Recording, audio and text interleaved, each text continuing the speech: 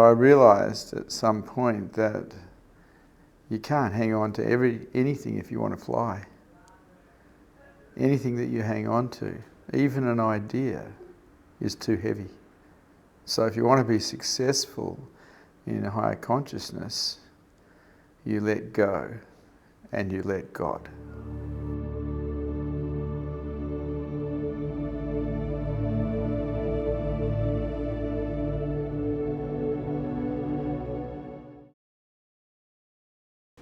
For someone who's newly been introduced to higher consciousness or the idea of enlightenment, or that they're not the mind and not the body, what are the best practices for someone like that?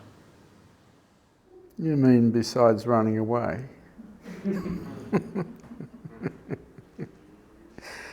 Yeah.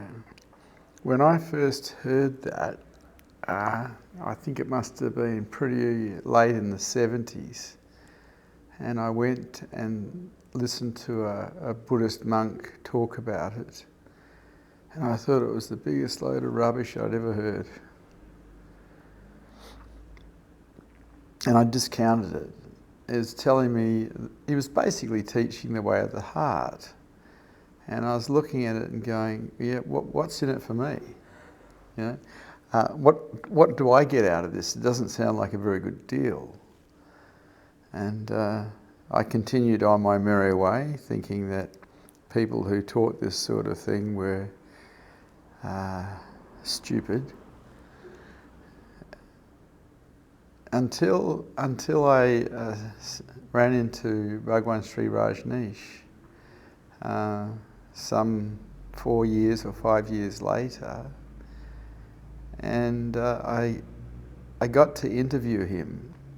And up till that point, I admired him because his teachings were, from my perspective, very wise. But I got to interview him, and when he started talking to me, my mind stopped. And then I looked at him, and I could see that there was actually nobody there. And I went, oh my God. And I was on camera, and I was working as a journalist. It's like, it made me realise that there was two types of human beings on the planet. Those who were ego-based and basically what's considered asleep, and those who are awake, who are considered enlightened. And I was sitting in front of one of the enlightened ones, and I was trying my best to control my mind because it was all over the place. I got so ungrounded because his energy field was so enormous. It was an expanding energy field that expanded my mind, and at that time, while I was interviewing him, I was based in my mind, so it wasn't a good space for me. But what it did is it highlighted the fact that you can go beyond the mind and find yourself as truth. And that fascinated me. It's like, wow. I'd climbed the mountain of business and got to the top and basically already retired.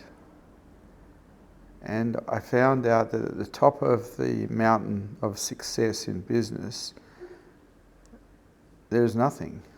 It's not what people think. It doesn't make you happy. It doesn't make you more loving. It doesn't give you anything. We got lied to. And so now I saw a new mountain, and that was the mountain of higher consciousness towards enlightenment. And that absolutely fascinated me, a new mountain to climb. Now, with the mountain of success in business, it's basically done with totality and resistance, discipline,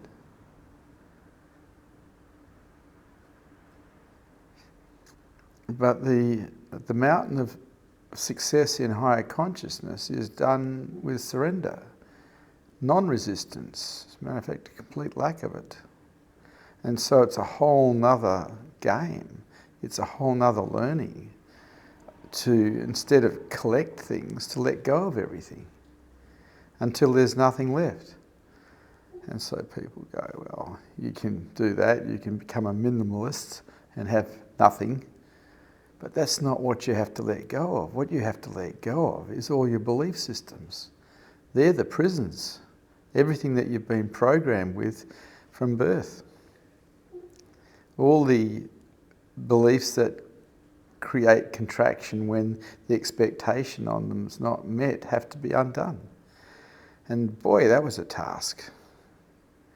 But I'd already started that in personal growth 10 years before,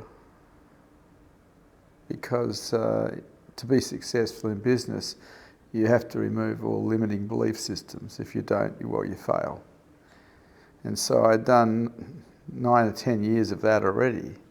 And so I was pretty used to the idea of undoing belief systems. So high consciousness is really a stripping down process. And I found that satsang was, in a way, a destructive process, because everything that was false was getting eroded by the Buddha field that I was sitting in with Bhagwan Shree Rajneesh. And that was nice. And so I realised at some point that you can't hang on to anything if you want to fly. Anything that you hang on to, even an idea, is too heavy. So if you want to be successful in a higher consciousness, you let go and you let God. So you speak about let go being pretty much the main process. The main process.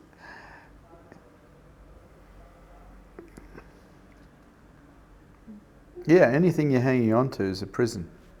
Anything that you're attached to is a prison. Even if it's just an idea, it's a prison. You want to fly, you got to let go of everything. And you spoke about getting ungrounded while you were interviewing Osho. So what about the importance of present moment awareness for someone who's just starting out? I was pretty good at present moment awareness, but his energy field took me by surprise. It's like all of a sudden my mind was expanding and I couldn't think. I'd never experienced that before. It made me feel insecure because I couldn't think. And we think to protect ourselves. And so all my defences were being taken away. For me, it was a bizarre experience that changed my life irrevocably forever. Sometimes you talk about self-inquiry and Advaita Vedanta, which you don't teach anywhere near as much of as you once did. When does someone know that they've done enough of the practices and readied themselves enough to self-inquire and do that, as you speak of, as an advanced practice? When does one know? Well, unless you have someone who's further ahead than you, who's guiding you, you probably don't know. Someone who's further ahead than you can give you advice and point you in the right direction, the same as a guide that you find in the middle of a jungle when you're lost. Doing it by yourself, I think that's actually impossible. Because the ego is such a slippery character. It will find every way in the world to survive. And it does. When you're with someone who's advanced, or someone who's awake especially, they'll show you the way. If you're with them and you're their student, they'll show you the way. They'll tell you the truth. And the truth is, you, as an I, are in the way. Speaking of the I being in the way, your main teaching, I would say, because it's written on your business card, is that openness counts for everything. How is it that openness counts for everything? The ego itself is a form of closure. If you are wide open, you as an I don't exist.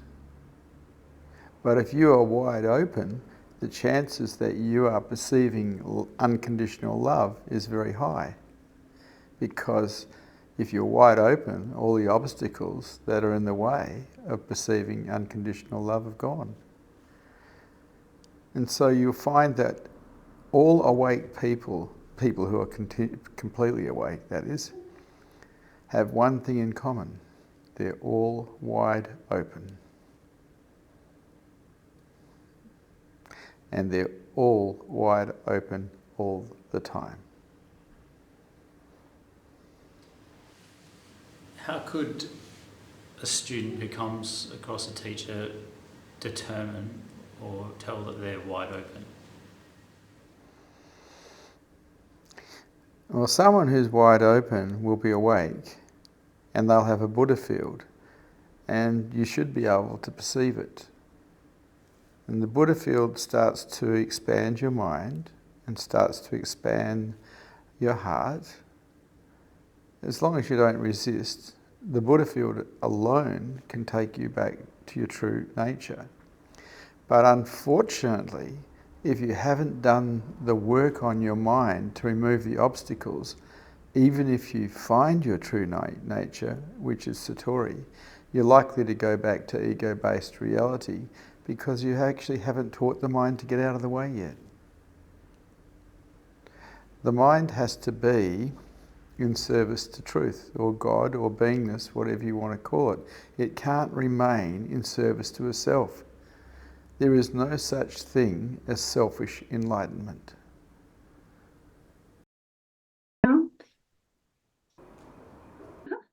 Where is it?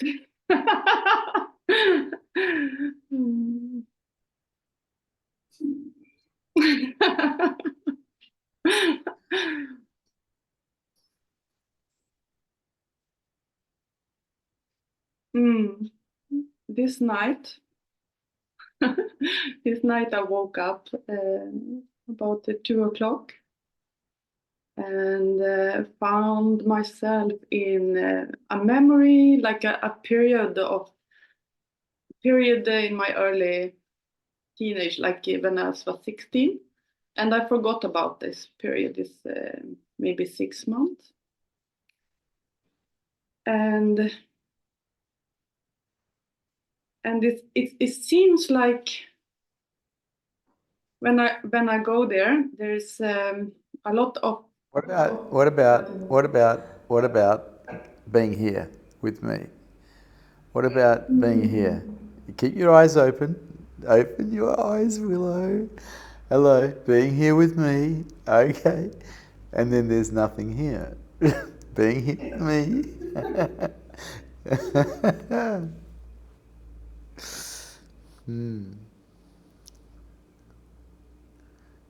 And letting go and just being here with me.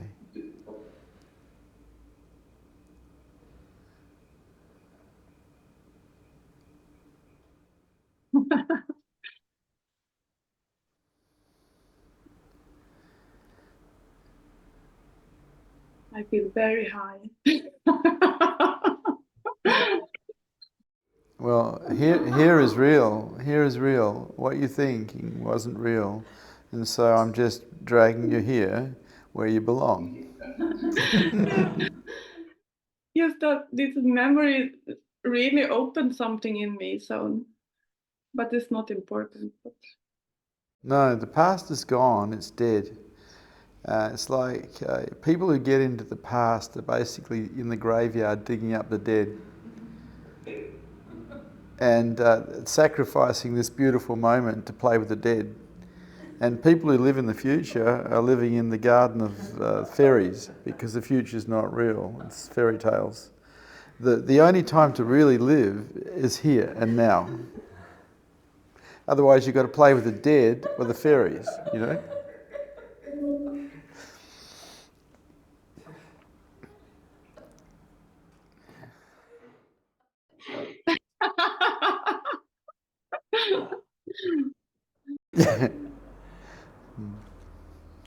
Anything else, Willow? It is lovely to see you, Willow. It's very lovely to be here. Yeah.